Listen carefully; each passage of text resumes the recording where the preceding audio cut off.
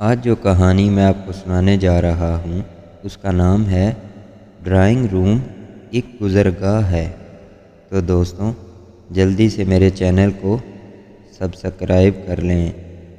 ایک روز شام ڈھلے، میں ایک میڈیکل سٹور سے دوائی لے رہا تھا کہ موبائل پر مس کال نے متوجہ کیا۔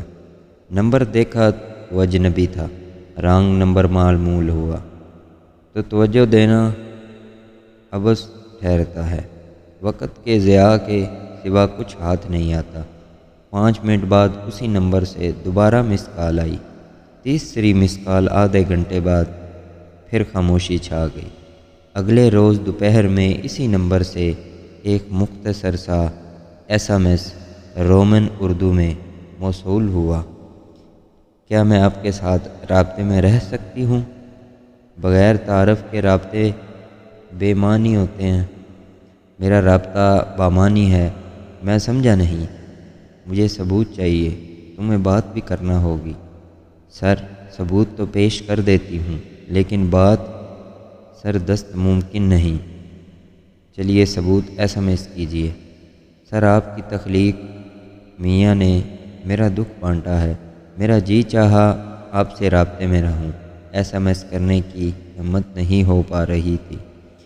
اس SMS کے بعد بہت سے دن بیت گئے اور میں بھول گیا زندگی کی ذمہ داریاں نبھانا بھی ایک مستقل نوعیت کا جاب ہے۔ قریباً مہینے بعد اس کا SMS آیا: سر، سپہر کا وقت ہے، گہرے بادل چھائے ہیں۔ میں آنگن میں درخت کے نیچے بیٹھی سپہر کی چائے پی رہی ہوں۔ یہ میرا روزانہ کا معمول ہے۔ یہ ایسا وقت ہے جس میں میں اپنی تنہائی سے ہم کلام ہوتی ہوں۔ کیا آپ میری تنہائی بانٹیں گے؟ میں چائے کے کپ پر آپ کا انتظار کر رہی ہوں۔ یہ کہیے، بات کرنا آپ کے لیے کیوں ممکن نہیں؟ سر، یہ SMS میں نہیں سما سکتی۔ وقت نے مہلت دی تو دل کا ورق آپ کو پڑھا دوں گی۔ پھر وہ اکثر سپہر کی چائے کے دوران مختصر سا SMS کرتی۔ چائے کے ساتھ جو بھی لوازمات ہوتے، بسکٹ، کیک، سموسے، کباب، سب تفصیل بیان کرتی۔ سر، آپ کو خبر ہے میرے سامنے ہمیشہ 2 کپ رہتے ہیں۔ 2 کپ کیوں؟ سر، یہ بھی طویل کہانی ہے۔ میرے من کے بینک میں دکھ کا کریڈٹ دن بہ دن بڑھتا جا رہا ہے۔ کوئی تو ایسا آئے جو اسے کیش بھی کرائے۔ سر، میں نے اپنے دکھ اسی طرح سنبھال کر رکھے ہوئے ہیں جیسے الماری میں بچپن کی گڑیا پٹولے مجھے بچپن لوٹا دیتے ہیں۔ دن روز ڈھل جاتا، عمر کا ایک حصہ کاٹ کر مہینے میں 2-3 SMS اس کا معمول تھے۔ بات کرنے کا موقع اسے میسر آیا، میں نے اصرار کیا۔ وہ ایک معمول کی سپہر تھی۔ اس نے بیل دی، پہلی گھنٹی، دوسری، تیسری، میں نے کال اٹینڈ کر لی۔ سر، سلام پیش کرتی ہوں۔ لمبی بات نہ ہو پائے گی۔ میں ایک ایسی حویلی کی مکین ہوں جس کی دیواریں آسمان کو چھوتی ہیں۔ یہاں سے عورتوں کے صرف جنازے نکلتے ہیں۔ جیتے جی ان کی جھلک دیکھنا موت کی پکار پر لبیک کہنے کے مترادف ہے۔ سر، میں فون بند کرتی ہوں۔ پھر صحیح، اللہ حافظ، اپنا خیال رکھیے گا۔ میں اکثر سوچتا وہ کیسی تنہائی جھیل رہی ہے۔ اسے کیا غم ہے؟ میرے ساتھ اس کا ایک بے معنی رابطہ، اسے کیا حاصل؟ ایک روز گفتگو کے دوران میں نے اسے کہا: یہ تمہارا موبائل نیٹ ورک بہت مہنگا ہے۔ سر، پیسہ دراصل ہمارا مسئلہ ہی نہیں۔ میرے 5 بھائی ہیں، ہر سال کار کا ماڈل بدل لیتے ہیں۔ دولت کی فراوانی ہے، بزنس کے سلسلے میں بھائی شہر سے باہر رہتے ہیں۔ آپ کہیں تو میں آپ کے موبائل نیٹ ورک پر اوور سوئچ کر لیتی ہوں۔ نہیں، ضروری تو نہیں۔ سر، آپ کی خاطر تانے بھی سہ لیں گے۔ میں سمجھا نہیں۔ سر، یہ جو موبائل نیٹ ورک ہے نا، یہ بھی سمبل سٹیٹس ہو گیا ہے۔ ہمارے پورے خاندان میں کسی کے پاس بھی آپ والے موبائل نیٹ ورک کی سم نہیں۔ جب میں اوور سوئچ کروں گی تو سب کو اچھا نہیں لگے گا۔ کزن کہہ کے لگائیں گے، بیچاری غریب ہو گئی ہے۔ کوئی کہے گا کنجوسی کی حد ہوتی ہے، وہ کسی ملاقات پر اپنے نیٹ ورک کی خوبیوں میں اتنے دلائل دیں گے، ہلا گلا مچائیں گے، شور سے چھت اڑ جائے گی، لیکن سر کل سے میں آپ کے لیے سم بدل لوں گی۔ پاگل نہ بنو، رہنے دو۔ نہیں سر، دل کی عدالت میں بیٹھا جج فیصلہ سنا کر سائیڈ روم میں جا چکا ہے۔ اگلے روز اس نے نئی سم سے مجھے کال کیا۔ سر آپ کا نمبر بھی فیورٹ کرا لیا ہے، رات 11 بجے آپ سے تفصیلی بات کروں گی، آپ کے پاس وقت ہوگا نا؟ وقت کے ہی تو ہم اسیری ہیں۔ گرمیوں کی رات تھی، آسمان پر ستاروں کے جھرمٹ ویسے ہی تھے جیسے بچپن میں دادی ماں سے کہانی سنتے سما ہوا کرتے تھے۔ 7 ستاروں کا جھرمٹ جسے دادی ماں ترنگڑ کا نام دیا کرتی تھی، جس میں بوسہ ڈال کر اونٹوں پر ایک جگہ سے دوسری جگہ منتقل کیا جاتا ہے۔ ستارے جن سے پہلے زمانوں میں لوگ سمت نما کا کام لیتے اور رستے طے کرنے میں آسانی رہتی۔ میں اپنے بچپن سے محو کلام تھا کہ موبائل کی مخصوص آواز نے توجہ کیا۔ سر آپ ٹھیک ہیں؟ اللہ کا کرم ہے۔ سر ایک بات کہوں، کہیے۔ آپ اپنے طور پر مجھے کال یا SMS کیوں نہیں کرتے؟ اچھا نہیں لگتا۔ میں سمجھی نہیں۔ تمہارے ماحول کا تقاضا ہے کہ تمہاری تکریم کا خیال رکھا جائے۔ سر میں اتنی اچھی نہیں ہوں، میرا اتنا خیال نہ کریں۔ میں کیسے کہوں، ایک خیال رکھنے والا تھا، وہ خواب ہوا۔ کون؟ سر وہ جو میرا نہیں تھا۔ سپہر کی چائے پر اپنا ادھورا کپ چائے کا چھوڑ گیا۔ میری زندگی ادھوری رہ گئی۔ تب سے میری میز پر میری چائے کے ساتھ اس کا آدھا کپ بھی موجود رہتا ہے۔ میں نے کرسی بھی اسی جگہ سے اٹھائی نہیں جہاں سے وہ اٹھ کر گیا تھا، مبادا کسی لمحے اچانک لوٹے اور کرسی آباد ہو جائے۔ سر وہ میرا تھا، میرے وجود کی مہک۔ سسکیوں میں آواز کی تار ٹوٹ گئی۔ سر کہا تھا نہ کہ ہماری حویلی کی دیواریں آسمان سے باتیں کرتی ہیں۔ ہم گھر سے نکلتی ہیں تو کار تک نوکر پشت کیے چادریں تانے کھڑے ہوتے ہیں۔ ہم چادروں میں لپٹی کار میں بیٹھتے ہیں۔ کار کے شیشوں پر پردے لگے ہیں، فرنٹ اور بیک سیٹ کے درمیان بھی پردہ لگایا گیا ہے تاکہ آئینے میں ڈرائیور عکس نہ دیکھ لے۔ سر دم گھٹتا ہے میرا، لگتا ہے کسی اندھے کنویں میں قید کر دی گئی ہوں۔ یہ بھی کوئی زندگی ہوئی جس میں انسان اپنی مرضی سے سانس بھی نہ لے سکے۔ کالج لائف میں 2 نوکرانیاں مسلسل نگرانی پر معبون رہی۔ ناک اتنی اونچی ہے کہ کوئی لڑکا میرے والدین کی نظر میں جچتا ہی نہیں، اور وہ جو آدھا کپ چائے چھوڑ گیا تھا اس کی جائیداد کم تھی۔ آدھے کپ والا گیا کہاں؟ سر کہیں نہیں گیا، وہ جا بھی کہاں سکتا ہے، میرے دل میں بیٹھا ہے، باتیں کرتا ہے، ہنستا ہے، روتا ہے، ناراض ہوتا ہے، روٹھ جاتا ہے۔ منا لیتی ہوں میں اسے۔ کاش سر جیسے اسے میرے گھر سے نکالا گیا دل سے بھی نکال دیا جاتا تو چین سے جی لیتی۔ سر یہ جو دل کے مکین ہوتے ہیں، یہ دل کی ریاست سے کیوں نہیں نکلتے؟ سر آپ میری باتوں سے اکتا تو نہیں گے؟ اس کی آواز میں نمی تھی۔ میں اس کی گفتگو انہماک سے سن رہا تھا، شاید وہ اپنی تنہائی کا صحرا بانٹنا چاہتی تھی۔ سر آپ چپ کیوں ہیں؟ تمہاری گفتگو کا تاغا کہیں ٹوٹ نہ جائے، تم کہو۔ میں ہمتن گوش ہوں۔ سر آپ نے آج تک مجھ سے میرا نام نہیں پوچھا۔ بے نام رشتے کو بے نامی سفر طے کرنے دو۔ ہاں سر، میں کہہ رہی تھی گھر کیا ہے؟ مغلیہ عہد کی حویلی ہے، باہر ڈیرے پہ میلہ لگا رہتا ہے۔ میرے والد جاگیردار ہیں اور پیر بھی۔ بھائیوں کو سیاست کا چسکا ہے، مجرا بھی معمول کی بات ہے۔ میری کل کائنات میرا کمرہ ہے۔ کمرے میں ہلکا آسمانی پینٹ ہے، پردوں کا رنگ میچنگ ہے، دیوار پر صادقین کی پینٹنگ کے ساتھ تاج محل کی ایک پینٹنگ ہے جو ایک سہیلی نے تحفے میں دی تھی۔ کلاس کی موسیقی کی CDs ہیں، سامنے الماری میں 15-20 انگریزی ناول ہیں۔ سر میری ایک چھوٹی سی خواہش ہے، کہو۔ آپ سے ایک ملاقات کی خواہش ہے۔ صوبہ پنجاب میں ہوتی تو شاید آسان ہوتا، لیکن سر کہاں آسان ہونا تھا۔ دیواریں، آسمان، بلندی، بندشیں چھوڑیے سر، کوئی خواہش نہیں پالنا اب مجھے، آدھا کپ چائے ہی کافی ہے۔ باتیں کرتے کرتے وہ چپ ہو گئی۔ میں سمجھا کال کٹ گئی۔ ہیلو، جی سر، چپ کیوں اتر آئی ہے؟ سر، میرے گاؤں کا رستہ کٹھن ہے، خواہش کا کیا ہے، منہ زور ہے، زیادہ سے زیادہ پھاڑ کھائے گی نا، پہلے ہی وجود ادھورا ہے۔ آپ میرے شہر کا نام ذہن میں محفوظ کر لیجئے، شاید کبھی وقت کی اینٹ سرک جائے اور ملاقات کا سامان نکل آئے۔ ایک بڑی شاہراہ سے گزرتے ہوئے آپ کو سائن بورڈ نظر آئے گا جس پر ہماری حویلی کا نام درج ہے۔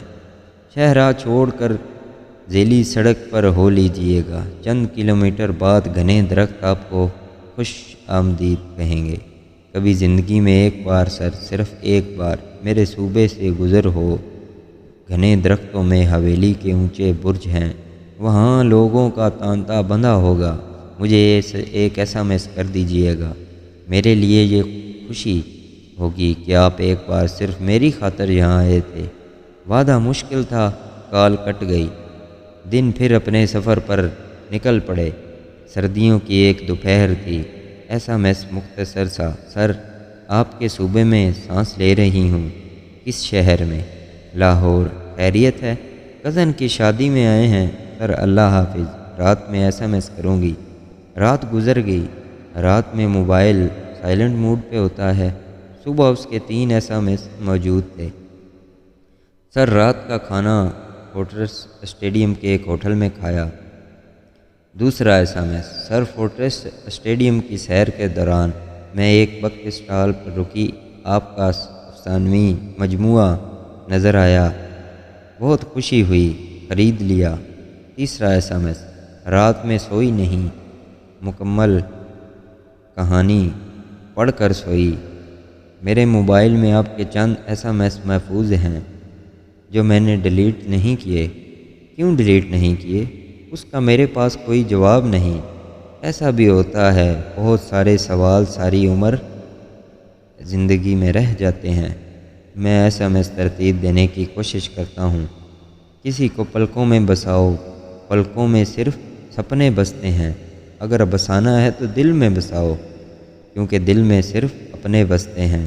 یوں راتوں کو نہ جاگو، سو لیا کرو، یوں دل میں آنسو نہ روکو، رو لیا کرو۔ سر، کیسے ہیں؟ امید ہے ٹھیک ہوں گے۔ کبھی کبھی تنہائی اور اداسی کا کوئی علاج نہیں ہوتا۔ پھر چاند کھلا، پھر رات ہوئی، پھر دل نے کہا ہے تیری کمی، پھر یاد کے جھونکے مہک گئے، پھر پاگل ارماں بہک گئے، پھر گزرے لمحوں کی باتیں، پھر جاگی جاگی سی راتیں، پھر ٹھہر گئی پلکوں پہ نمی، پھر دل نے کہا ہے تیری کمی۔ سر، خبر نہیں کس چیز کی کمی ہے، سمجھ نہیں آتی، اپنا خیال رکھیے گا۔ نہ ملتا نقد جہاں دے کر بھی ہم کو، گراں تھا اس قدر سودا کہ ہم بازار چھوڑ آئے۔ موبائل آف رکھنا میرے مزاج کا حصہ نہیں۔ جیسے شروع میں کہا کہ رات میں موڈ سائلنٹ پر ہوتا ہے، ایک بار بخار کے دوران میں نے موبائل آف کر کے رکھ دیا۔ جس روز موبائل آن کیا، اس کا ایسا محسوس اس کی تڑپ کی گواہی دے رہا تھا۔ سر، فیئر ناٹ، میں بہت ڈر گئی تھی۔ آپ کا نمبر کیوں بند تھا؟ بہت ڈر لگا مجھے، بس ایسا نہ کیا کریں۔ اوکے، اپنا خیال رکھیے گا۔ گپ شپ بخیر، اللہ حافظ۔ زندگی رواں ہے، ہم زمین پر اپنے حصے کا سفر مکمل کر کے سو جائیں گے۔ تو بھی یہ رواں ہوگی۔ میرے من میں تھا کہ کسی روز اس شخص کا پتہ معلوم کرنا ہے جو میز پر آدھا کپ چائے چھوڑ گیا اور کرسی جس کے انتظار میں نہیں اٹھائی گئی۔ جب بھی اس کی تفصیل معلوم کرنے کو بات کی، وہ طرح دے جاتی۔ سر، آپ سمجھنے کی کوشش کیجئے نا۔ کیسے سمجھیں؟ کیسے سمجھنے کی کوشش کروں؟ سر، جو زندگی سے نکل گیا من کی تلاش سے واپس تو نہیں آئے گا۔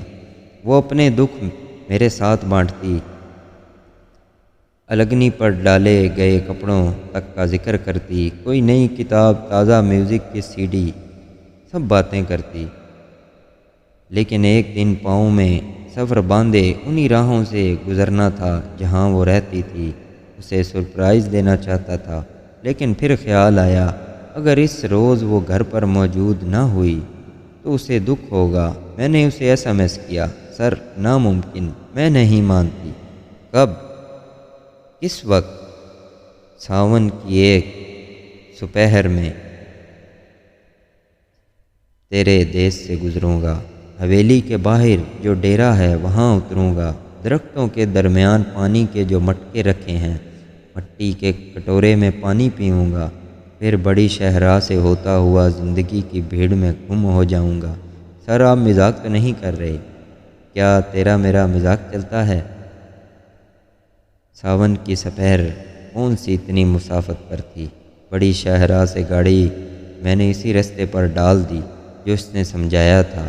تارکول کی سڑک، کہیں کہیں اونٹوں کے قافلے، سرکنڈوں کے درمیان چرتی بکریوں کے ریوڑ۔ جب میں حویلی کی جانب مڑا، سامنے کشادہ اور وسیع ڈیرا تھا۔ گھنے درختوں کے نیچے دیو ہیکل پایوں والی چارپائیاں بچھی تھی، مٹکے رکھے تھے اور ان پر مٹی کے کٹورے دھرے تھے۔ چارپائی پر بیٹھے ایک شخص نے گرم جوشی سے ہاتھ ملایا اور آمد کا مقصد پوچھا۔ پیر نواب صاحب کی ملاقات کو آیا ہوں۔ انہوں نے چارپائی کے سرہانے منکش جھالر دار تکیے رکھے۔ میں نے مٹی کے کٹورے میں پانی پینے کی خواہش ظاہر کی۔ نواب صاحب کے باہر آنے کا وقت ہے۔ ایک خشخشی داڑھی والا شخص جس نے سر پر پگڑی جما رکھی تھی کہا۔ ابھی کٹورا میں نے منہ سے لگایا تھا کہ ملازمین میں ہلچل مچی اور پوری فضا مؤدب ہو گئی۔ درمیانے قد کا ایک شخص، کاٹن کا کڑکتا سوٹ زیب تن کیے، مونچھیں ترشی ہوئی، بال گھنگریالے پیچھے کی جانب سے پھینکے ہوئے، پاؤں میں نفیس چپل چمڑے کی، سونے کی انگوٹھیاں دونوں ہاتھوں کی انگلیوں میں۔ میں نے اٹھ کر ان سے معانقہ کیا۔ آپ کا تعارف؟ ایک مسافر سیاح۔ بڑی شاہراہ سے گزرتے ہوئے آپ کی ریاست کا بورڈ پڑا۔ ہم آبلا پا سہران اور دیور نہیں، پاؤں میں سفر باندھے گھومتے رہتے ہیں۔ کہیں کوئی منظر روک لے تو لمحہ بھر کو سانس لینے کو رک جاتے ہیں۔ وزیر رب مسکرائے۔ پڑھے لکھے لگتے ہو، گفتگو کا سلیقہ ہے۔ یونیورسٹی کے زمانے میں ہم نے بھی کئی شوق پار رکھے تھے، کتابوں کا شوق بھی رہا۔ اب کتابوں کی جگہ گھوڑوں اور سیاست نے لے لی ہے۔ کتنی دیر رکنا ہے آپ نے نواب صاحب؟ سفر طویل ہے، چند ثانیے، ایک کپ چائے ہو جائے۔ مہمان نوازی ہماری روایت اور پہچان ہے۔